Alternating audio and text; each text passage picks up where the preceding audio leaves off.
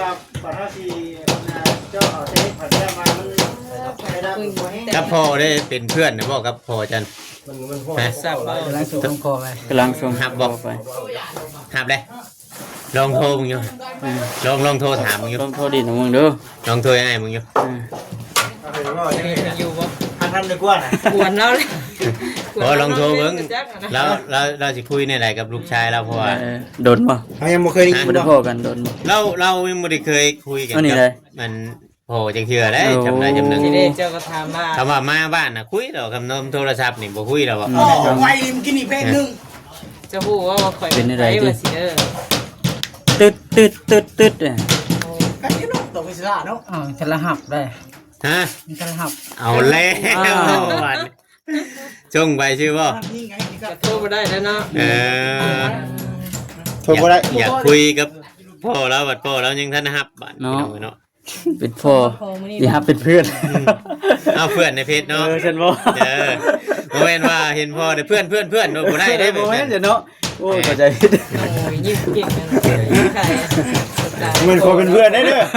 เหมือนคนเป็นเพื่อนพ่อ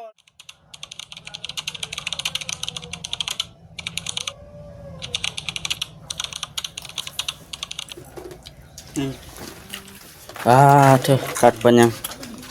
อิ่มบัดยังบ่อิ่มคักปานใด ขับอีกแล้วคันบ่ขับอะไร จนท้องมากินอยู่พุ่นอีก เรามากินเพื่อนเมียว่า จงไว้อันมากินกับเมียอีก ร้านตกแต่ว่าแล้วเหมือนเราลืมบ่ใช่ เฮ้ยลืมบริบัติบัตรเท่าไหร่ เจ็ดถูกเนาะเจ็ดขึ้นไหน 100,000กับ70,000กีบ เราก็สิมาถือว่าเรียก70,000นะว้าเจ็ดถูกเจ็ด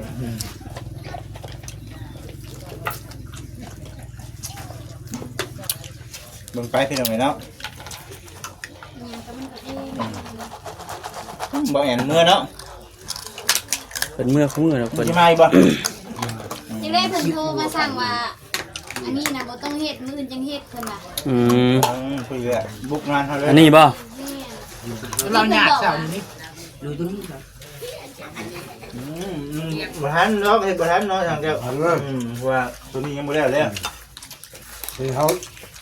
เราเห็นเรื่องตอนนั้นเมื่อยมาปุ๊บตัวนี้มันก็ไหวเนาะ ต้องเฮ็ดไปทีละอย่างใช่เนาะ คันข่อยแยกได้2ล่างข่อยสิแยกอยู่ ตอนนี้ก็เนี่ยเขาถาม ก็จังไงบ่ได้เห็นกัน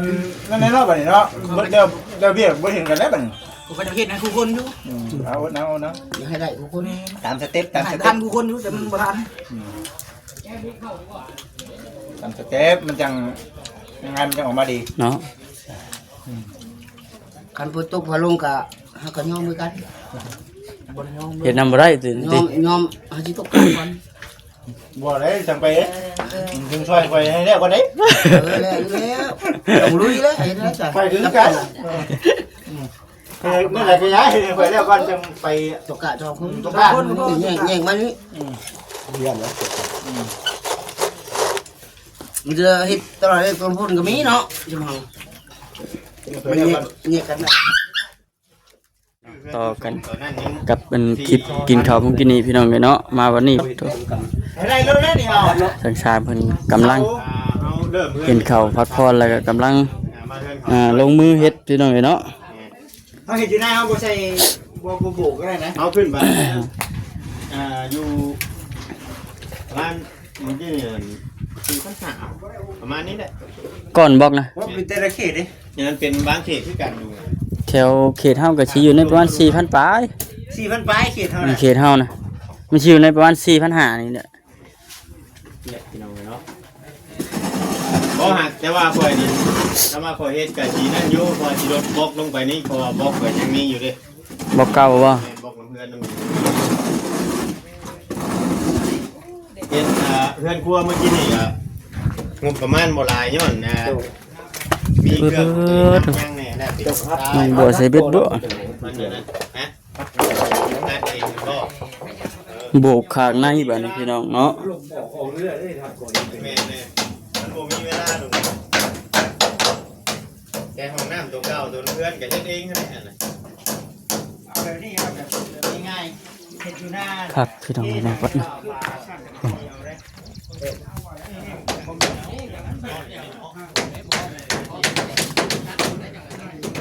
แห้งแล้วมีแต่ว่าเพิ่นโบกข้างในแล้วก็ต่อข้างนอกบัด วางงานซื้อถึงหัวสวมเนาะขึ้นออกเลย เอาเรื่องอันตัวย่อย จุดสังจ้อยเฮ็ดแล้วพี่น้องเนาะ อันนี้ ได้ที่บอกยิ่งแล้วต้องสั่งหลานเดี๋ยวเรื่องจับเขาต้องไปบ้านเลยที่ว่าสวมเดียวก็โผล่ย่อยการเล่นย่อยเลย จ้อยเตรียมจัดการเลยเนาะ ปิดพาไปตอง แค่หรือว่ามีตัวนี้กินได้ นักเตะเป็นคนแก่หรือว่า เห็นบ่เห็นว่าสิพุดเฮ็ดนั่นฟังเรียกปลานั่งเนี่ยเป็นว่าอยู่เดียว ว่าเลี้ยงอยู่นี่เลย แม่เฮ็ดอันปลาเลี้ยงกันเฮ็ดเอาพายางปูนะ วางแผนว่าสิเลี้ยงปลา ทีนี้ประมาณนี้ ใส่เบิ่ลงบ่ ยังบ่ทัน จังโอ้ย จังหวะ กินข้าวแล้วบ่ เอาเบิ่งอย่างเดียวพุ่น กินข้าวแล้ว เอาเบิ่งอย่างเดียวว่ะ แม่นจงโอยกินข้าวก่อนโอ้ยเอาข้าวแล้วกินแล้ว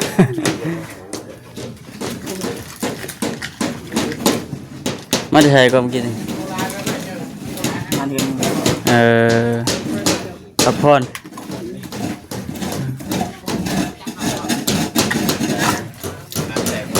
กินข้าวได้แล้วป่ะ เป็นนี่ได้โทรศัพท์ใหม่แบบได้ไดเป็นนี่ได้โทรศัพท์ใหม่ ข้าวได้ก็มานั่งนี่ คุยกันก่อนเนาะ นั่งคุย ได้พักผ่อนอยู่บ่ได้นอนอยู่บ่ นอกไปที่ นี่แล้วอ่ะ มีคำถามมาถามนุ่มโอยว่า ทางมือก่อนมาสั่ง อืม เอาพี่น้องเด้อทักทายสบายดี FC หลังจากว่าพากันกินข้าวกินน้ำเลยพี่น้องเนาะพากันนอนพักผ่อนอยู่ในช่วงเที่ยงเลยคือตอนนี้ช่างไม้กระเฮ็ดพี่น้องเนาะพุ่นสร้างปูนกระเฮ็ดบาทนี่ก็ได้ถือว่าทั้งช่างไม้นี่กำลังเข้าฝาเฮือน ส่วนช่างปูนเฮานี่กำลังสิโบกเด้อพี่น้องเด้อเนาะกำลังสิโบกหน้าฝาของน้ำเฮานี่เนาะกำลังผู้ใดเดียวสิไปถ่ายให้กับพ่อแม่พี่น้อง FC ได้เบิ่งได้ชมที่บ่นั่ง พี่นั่งกลางนี่ นั่งกลางพวงนุ่มหมด โอ้ผมก็ได้กินข้าวแล้วบ่ได้กินข้าวผมพาครับ เนาะ จะไปใช้มากิน ออกนอกบ่เดี๋ยวออกกินได้ใช่ข้าวกินได้แค่นี้คันได้กินแล้ว เพิ่นบ่จิตอยู่พุ่นน่ะกะ ฮะ เพิ่นเจ้าอยู่ ดื่มเนาะ อ๋อตอนเจ้ากินบ่ กินข้าวบ่กิน ได้จ้ะ เพิ่นเด้ ตอนกินข้าวนะกินนี่บ่ อ้าวตอนเจ้าบ่เล่น ต้องกินนี้ เอิ้นพวกพวกเมาชุ่มมุนเนาะ แม่จักเป็นอะไร ๆ ดิ เพิ่นจักม่วนเลยเนาะ เอาอยู่พ่อกับนายคนเด้ เป็นไรในเรื่องโทรศัพท์โอเคอยู่บ่ปกติมาที่นี่นะสากไฟอยู่ใช้บัตร สายมัน แง่ไปสากอยู่เรื่องนู้นมันเต็มไว้ปะนั่นบ่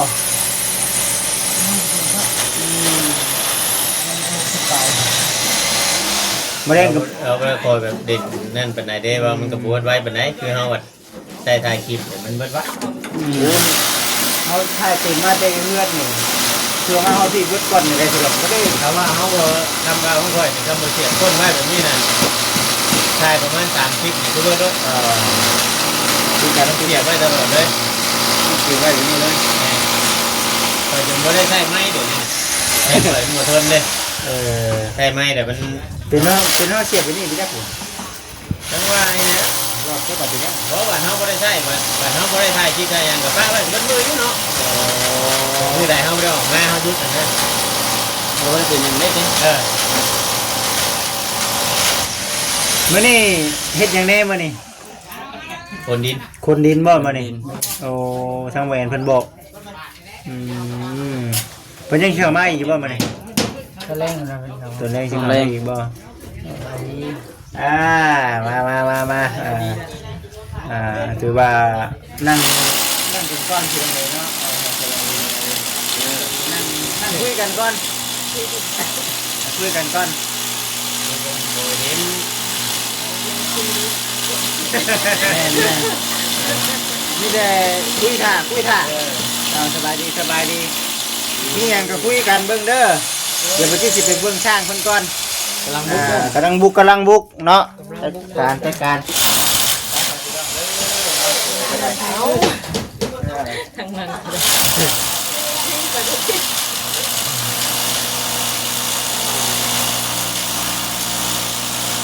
จะได้น้องโบยนะ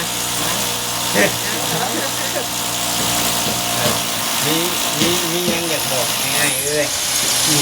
มีอย่างอยู่บอกฮะ นอนรับฝันดีแล้วว่าคืนนี้ มันมีอย่างเนาะ ไปรับก่อนเรียนว่าปะทะที่เจ้าเอาเทปผัดแม่มามันไปรับบ่ให้ กับพ่อได้เป็นเพื่อนนะบอกกับพ่อจันฮะ ทราบว่าก ำลังส่งคอไป กำลังส่ง หับบอก ไป หับเลยลองโทรมึงอยู่ลองโทรถามมึงอยู่ ต้องโทษดิของมึงเด้อ ลองโทรยังไงมึงอยู่ อยู่บ่ อันนั้นดีกว่านะ กวนเราเลย พอลองโทรเบิ่งแล้วเราสิคุยในไรกับลูกชายเราเพราะว่า โดนป่ะ เขายังบ่เคยได้ยิน บ่ได้ บ่ พอกันโดนป่ะ เรายังไม่ได้เคยคุยกัน อันนี้เลย มันพอจังเทื่อได้ โอ้ จำได้จำหนึ่ง ทีนี้เจ้าก็ถามว่า คำว่ามาบ้านน่ะคุยเราคำนมโทรศัพท์นี่บ่คุยเราบ่ อ๋อไวมันกินอีกเพลงนึง จะฮู้ว่าข่อยไปว่าสิเด้อ ตึ๊ดเนี่ย แค่นี้เนาะตกไปสิล่ะเนาะจะละหับได้ ฮะ มันจะละหับ เอาแล้ววันจงไปชื่อบ่ นี่ไงนี่ก็ จะโทรบ่ได้แล้วเนาะ โทรบ่ได้ อยากคุยกับพ่อแล้วบัดพ่อแล้วยังท่านฮับบัดพี่น้องเนาะ เป็นพ่อที่ฮับเป็นเพื่อน เอาเพื่อนในเพจเนาะ ฉันบ่ โมเมนว่าเห็นพ่อได้เพื่อนโน้บ่ได้ได้ บ่แม่น เด้ เนาะโอ้ยเข้าใจผิด โอ้ยยิ้มเก่งกันใคร มันขอเป็นเพื่อนได้เด้อมันขอเป็นเพื่อนพ่อได้ เพราะว่าปกติจนเท่าเรามาแหละ ขอเป็นเพื่อนในเพชรสิดอก จังได้คุยกันหั่นนะทำมาบางเทื่อพ่อมากับผู้นี้ไปอยู่บางอื่นบางเทื่อก็บ่ได้เห็นก็โดนพ่อกันเทื่อนึงเนาะ ปล่อยสิโทร แทบสิบ่ได้ค่อยเจอกันนะเนาะ แทบสิบ่ได้ค่อยเว้ากัน เป็นวิชูลินโทรศัพท์นะ หรือว่า เป็นวิชูลินโทรศัพท์ ตอนนี้เนาะ ไม่ค่อยเล่นโทรศัพท์ เนาะมันก็ได้ ใช่เว้าเมื่อวานนี่คือว่าเราสิมาใช่เว้า จักเลย น้องเตเว้าได้เจ้าบ่ได้ฮู้บ่คือได้ยินน้องเตว่าเราสิมาแก้มาจังคือว่าจะเหมาะอีกเพราะว่าคำเราสิมาเราต้องโทรทั้งหาทั้งข่อยนะแต่ก็คือว่ามื้อนั้นก็คุยกันอยู่ เห็นมันทางนี้เด้อเราสมองเยอะเห็นจมูกกันนะถ่ายขังน้องเนาะ นี่แหละน้องเนาะ ปอสลีบ่มาวันนี้เนาะ ชื่อว่าจะบอกคนมานำบัตรนี้นะ ชื่อแล้ว ชื่อว่ากูคนนะ ให้สามคนแรกแม่ บ่ค ชื่ออยู่เนาะ กำลังเสียงตาคือ ชื่อว่าได้บัตรนี้นะเราเคยนั่นนะตอนนั้นเรายังไม่อยากหูจักปันไหน ำบ่วัดนี่ก็ชื่อแล้วนี่ ชื่อแล้ววันนี้เนาะไอ้ยี่เพิ่นอยากดื่มแต่ว่าวัดนั้น บ่คือว่าซื้อยากเด้ติ ชื่อให้เพื่อนเนี่ยประทาน เพราะว่าใช่หากมาแบบดึงเคยกับ ช่วงนี้แหละนี่ บางหนึ่งนี้พี่น้องเอ้ยแต่ในช่วงนั้นเขาเจ้ามาเฮ็ดเทือนนี่กับมากินข้าวแล้วแต่เทื่ออะไรบ่นุ่งฮัดเชื่อช่วงนั้นกัน ช่วงเกิดเรื่องกันเด้ช่วงเกิดเรื่องกันเด้เนาะเพิ่นว่าเนาะ มือมาขึ้นเทือนเนาะแล้วก็เริ่มปรับตัวเขากับทีมงานเลยบัดนี้เนาะแต่กี้แต่ก่อนแต่ช่วงนึงแต่ขาหักคุณก็ใช้มาก็เห็นแวบๆเนาะพอเห็นในคลิปชุมเจ้าว่าอันถ่ายตัวนั้น แม่แม่ เนาะ ตอนนั้นเราขอนั่งกันถามเราดีเนาะบ้านนั้นไม่นั่งนะเราอันฉีกไปตะกล้วยอ่ะจ้ะแกเสือได้ไหมเนาะเย่เนาะ เพราะว่าข่อยก็เห็นในคลิปตัวนั้นตะกี้เราค่อยมาตอนที่น้องเตเราเลิกกับบอไล่หันเห็นนั่นเห็นเราเนี่ยเรามาเนี่ยเราสิซัดขึ้นไปทั้งเฮือนอย่างเงียบเลยได้แต่คือผมมีคนอยู่ได้ถึงแม่เอาอยู่ทั้ง ที่ เฮื ไร อน บัดคือยิ้มเปื่อยเบ้ยอยู่บัดนี้ฮะ ได้ชาช่วงนี้ละรู้สึกแบบอยู่ว่าหรือว่าสิ้นแล้วกับก็ บ่ได้อาย โอ้บ่ได้อาย ธรรมดาเนาะดึงเคยเด้ไปสิอายวะ เราอยู่คนเดียวแล้วก็เว้าอวบด้วยนะทราบ ปกติอันหนุ่มโอยนี่เราสิมาห้องเพลงนะ บ่ แต่ก็ยังแต่ว่านำกล้องนี่บ่กล้าห้องนะ บ่ จากมือก่อนข่อยสิอัน โอ้ FC ให้คะแนนเด้เจ้าห้อง ให้ FC จ้างเราห้องเพลงให้ฟัง โอ้ จ้างกับห้องไปฟัง โอ้ย FC บ่จ้างเขาก็จ้างไปยังแต่ละสิโชว์ความสามารถนี่ก็ได้ เอ้ามันมีข้อบังคับเลยเฮาอ่ะ เฮ้ยบอกว่าห้องเพลงไปแห้งฟิตหน้าฟิต ว่านี่เอาแล้ว สิได้ฟังอยู่บ่บ่ แห้งสิบ่เว้านะผู้ใดกุ้มหน้าเลย เอาหมดเรื่องต่อก่อน ยาวเท่าไหร่ เอ้ยน้ำปลาโดนสับเลย เชิบ เอาน้องโอย เห็น เอา แล้ว ตัวบรรยากาศ ไปเรื่อยๆเนาะลุงบอยเนาะคอยปรับตัวไปเรื่อยๆเดียวกันนะ คนหน้าเราอะ โอ้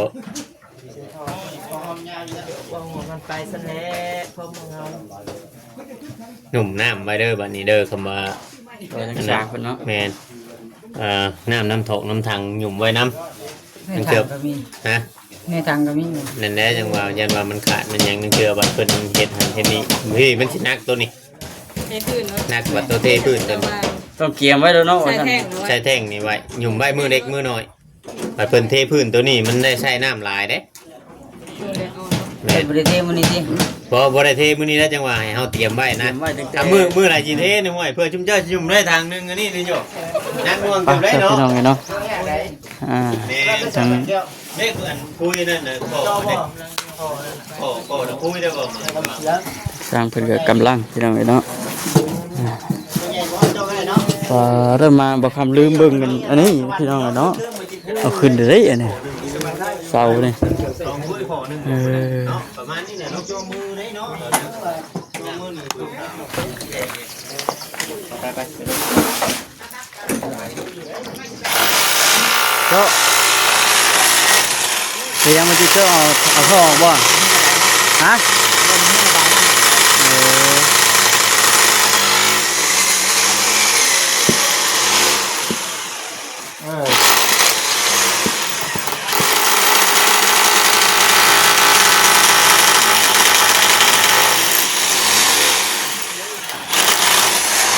ยังมีไฟแล้วก็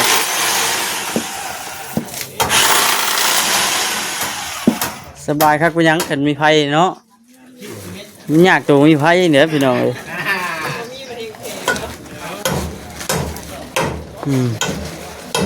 โอ้ครับพี่น้องเอ้ยเนาะไปคลิปนี้ก็จบก่อนบอกได้พบกันคลิปหน้าพี่น้องเอ้ยเนาะสวัสดี